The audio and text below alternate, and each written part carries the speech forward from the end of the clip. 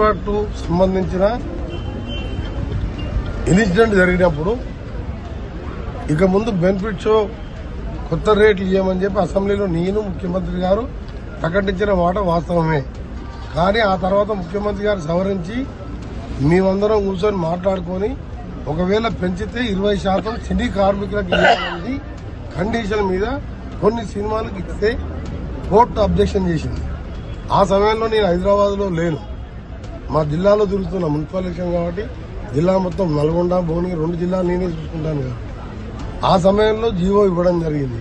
అంతే తప్ప ఆయన ఇది మంత్రి గారిని చూస్తే జాలేస్తుంది. నా మీద కాదు, మిమ్మల్ని చూస్తే జాలేస్తుంది. 10 ఏళ్ళ అధికారం ఉండి ఒక్క ఎంపీ సీట్ గెలవలేదు నువ్వు. ఈ సిద్దిపేటలో కూడా 2000 మెజార్టీ వచ్చింది. మిమ్మల్ని చూస్తే జాలేస్తున్నాయి. సర్పంచులు 20% కూడా గెలవలేదు మీరు. మా దగ్గర మా ముఖ్యమంత్రి గారు ఏ డిపార్ట్మెంట్ లో ఇంటర్ఫేర్ కాడు. ఇది ఒక జాతీయ పార్టీ కాదు. రాజశేఖర్ రెడ్డి లాగా రేవంత్ రెడ్డి గారు కూడా సీనియర్ అయినా జూనియర్ అయినా మినిస్టర్ల డిపార్ట్మెంట్ లో ఇంటర్ఫేర్ కాడు. ఆ డిపార్ట్మెంట్ మినిస్టర్ తీసుకునేదే ఫైనల్ నిర్ణయం. కానీ దానికి సంబంధించి ఆయన సినిమా ఇది గవర్నమెంటా సర్కారా సర్కస్ కంపెనీ ఇష్టం ఉన్నట్టు మాట్లాడుతున్నారు. అయినా కానీ వాళ్ళకి సమాధానం ఇవ్వాలంటే మాకు సమయం లేదు, వాళ్ళకేం పని లేదు. పని లేక రోజు